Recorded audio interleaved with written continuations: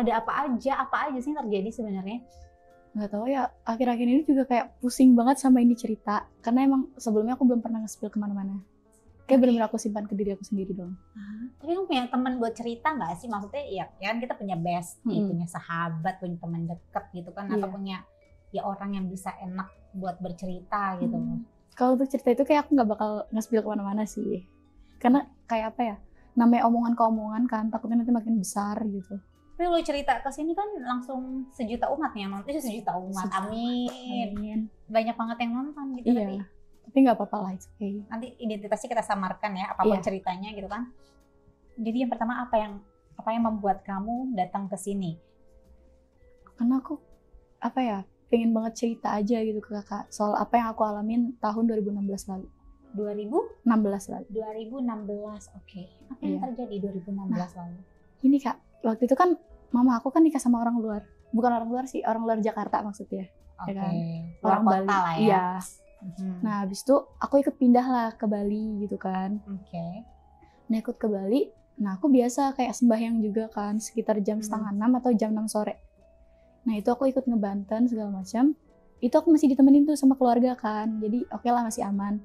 Nah pas minggu depannya aku mulai ngebanten sendiri, karena aku udah kayak oh iyalah udah ngerti gitu segala macam. Kayak aku udah tahu tempatnya di mana-mana aja yang harus diisi gitu kan. Nah pas itu aku sembahyang juga masih kayak biasa aja. Tiba-tiba ada satu cowok, dia tuh anak kos, anaknya ibu kos gitu. Nah kita ngebanten bareng di sana, ya awalnya ya udah ngebanten bareng yuk gitu kan, sembahyang bareng segala macam. Aku oke gitu, boleh lah. Tapi dia nggak ada nyapa-nyapa yang lain. Nah pas beberapa minggu berikutnya itu kita ngebanten bareng lagi tanpa disengaja. Nah ngebanten bareng lagi, dia kayak nyapa gitu, halo kak gitu kan, dari mana? Aku jawab lah, awalnya aku dari Jakarta gitu kan, aku masih baru di sini. Oke, di situ juga masih aman. Nah beberapa waktu yang udah kita lewatin ini, kayak dia udah mulai berani, kayak kak kita ML yuk. Nah di situ kayak serius, to the point banget. Iya sumpah langsung ngomong kayak gitu, lo nggak shock banget kak, apalagi itu di pura kan, dia ngomong kayak gitu di tempat sembahyang loh, tempat suci. Nggak pantas kan ngomong gitu, maksudnya tempat suci gitu kan. Terus gimana? Nah jadi tuh ceritanya gini, aku lagi ngebanten sendiri, tiba-tiba dia ada di belakang aku, dia nungguin aku ngebanten, tapi dia nggak ikut ngebanten. Jadi kayak diem aja, dia nungguin aku sampai selesai. Nah baru dia ngomong gitu kan, itu ngebanten yuk gitu kan, kak ngebanten yuk. Nah aku bilang kan udah gitu kan, kamu aja duluan. Terus kata dia ya udahlah ntar aja aku mah gitu kan. Terus dia juga ngomong ya udah ML aja gimana. Nah aku giniin kan, ih gila lo ya gitu kan, ini tempat suci gitu, masa iya sih ML di sini. Nah habis itu nggak apa-apa ya sekali-sekali gitu kan. Nah jadi di pura itu kan ada kayak rumah-rumah gitu kak, rumah gitu. Nah kita ngelakuin di belakang situ. Lo kan bisa menolak gitu, kabur dari situ atau gimana? Nggak bisa, ternyata pagar merajan itu udah dikunci sama dia. Jadi aku nggak bisa kabur kemana-mana. Iya, tapi makanya. kamu baru ketemu lagi setelah waktu ibadah minggu kemarinnya itu? Iya, terus minggu depannya lagi aku ketemu lagi tuh. Setiap hari tuh tetap ngebanten sih. Nah tapi minggu depannya itu baru ketemu lagi sama dia. Itu dia tiba-tiba narik tangan aku ke belakang rumahnya itu, rumah yang pura. Itu dia kayak udah, aku kan pakai kemben sama kebaya gitu kan. Nah dia tuh udah narik kayak tali yang kemben, udah ditarik, udah sempat dibuka sama dia. Terus celana juga udah sempat diturunin. Untungnya gitu kan, ada orang yang mau ngebanten juga. Kayak pagar, kalau diginiin kan bunyi gitu kan. Nah habis itu dia kayak langsung cepet-cepet ngebuka pagarnya itu. Dia ngomong kayak, oh iya Ji, sorry gitu kan, aku lupa gini, aku malah nutup segala macam. Alasannya banyak banget. Tapi sempat kejadian nggak? Itu belum, hampir. Baru mau. Nah terus pas besokannya, tepat besokan harinya, dia tuh ngajak aku gitu kan main ke rumahnya. Awalnya iya ada Aji itu kan bapak ya, ada bapaknya dia gitu. Ya udah aku mau lah gitu main, karena juga nggak cuma berdua aja. Nah tiba-tiba Ajinya ini ada urusan di luar. Nah aku langsung lah gitu, oh ya udah oke Ji, nggak apa-apa gitu kan. Aku sama dia masih kayak biasa main gitar segala macam. Tapi dia tuh tiba-tiba ngomong gini, ayo ML semalam kan nggak jadi. Nah aku bilang enggak nanti kalau tiba-tiba Aji kamu datang ke sini ketahuan gimana, aku gituin kan. Kata dia nggak apa-apa lah buat sekali-sekali juga gitu kan, Aji juga pasti lama keluarnya, nggak cepet gitu kata dia. Karena juga kakaknya dia juga kan lagi kuliah waktu itu. Jadi bener-bener gak ada orang sama sekali. Oke. Itu aku udah sempat ngeberontak tuh, aku udah sempat keluar rumah dia, tapi ditarik. Aku teriak pun gak ada yang denger. Padahal itu kos-kosan loh, kos-kosan. Nah di sini rumahnya dia. Aku udah teriak segala macam, nggak ada respon sama sekali. Aku tetap ditarik ke kamarnya dia. Nah pas itu dia tuh langsung kayak nutup pintu, kayak kita. Aku udah berusaha nolak kayak takut Aji pulang gitu. Kayak nggak apa-apa. Jadi kita tetap ngelakuin. Kayak aku udah berusaha tetap ngeberontak terus aku di situ. Tapi kejadian. Tetap jadi. Nah di situ aku. Ya sedih banget. Karena jujur itu juga apa ya? Kamu berapa saat itu? Aku waktu itu umur 14-15 tahun. Si cowok itu? Si cowok itu waktu itu sekitar 19. Soalnya dia juga baru lulus SMA. Iya. Ya ampun. Itu sedih banget sih di situ, kayak aku jaga-jaga belasan tahun gitu kan. Terus tiba-tiba kayak dia asal rusak gitu aja. Tapi kan harusnya kamu udah warning ya, maksudnya kayak sebelumnya dia sempat mau melakukan pelecehan sama kamu di pura gitu kan. Kenapa kamu nggak yang menolak ajakan dia untuk yang main gitar segala macam di rumahnya, walaupun memang ada ajinya saat itu gitu kan, minimal kamu udah tahu nih orang begini gitu loh. Lo kan bisa menghindar dari dia atau gimana saat itu. Apa yang membuat lo, oh yaudahlah. Nggak tahu kan, waktu itu juga pikiran aku kayak main, oh iya main biasa aja gitu kan. Karena kita juga main gitar, nyanyi-nyanyi segala macam, jadi aku mau gitu.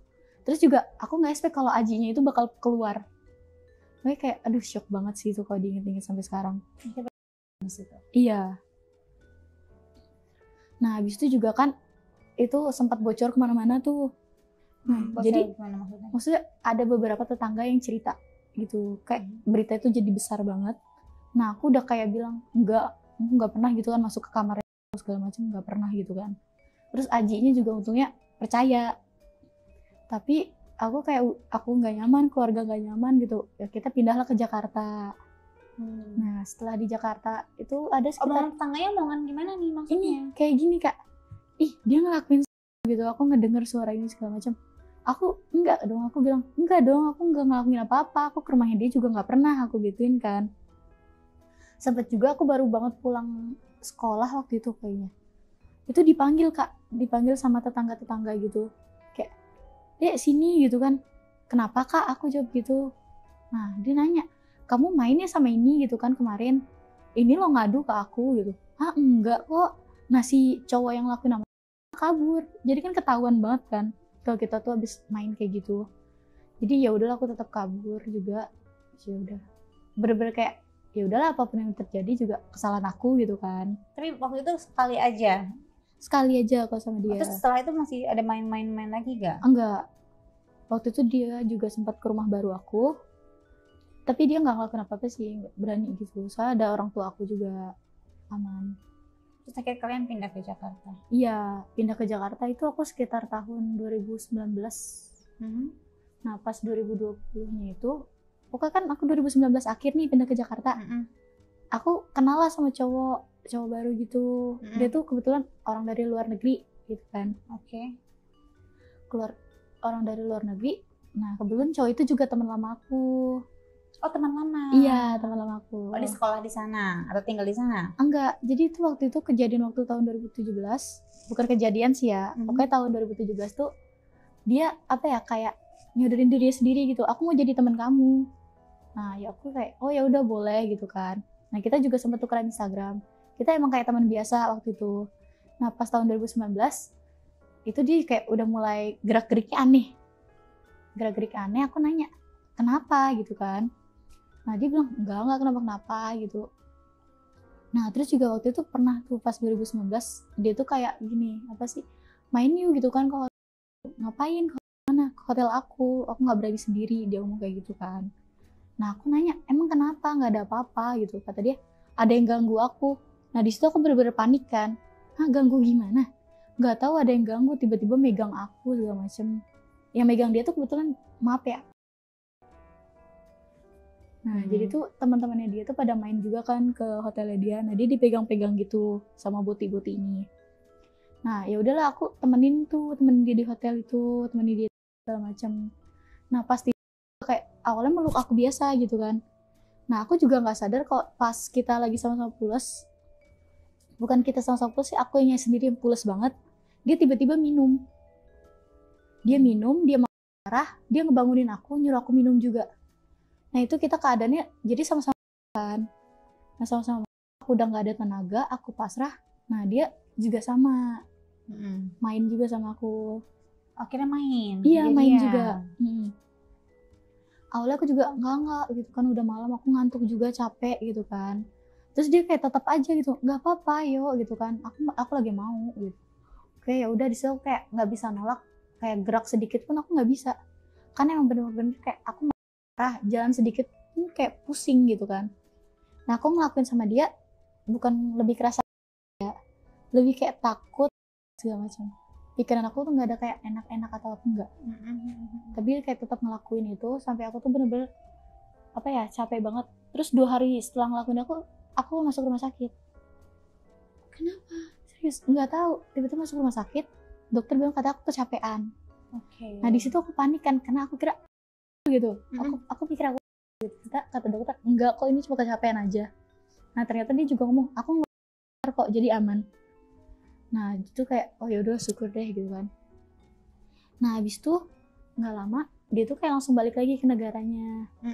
Nah 2020 kita ketemu lagi, pokoknya dalam setahun itu kita ketemu setahun sekali. Oh tiap tahun dia balik ke sini. Iya, dia tuh main terus gitu kan ke sini setahun sekali.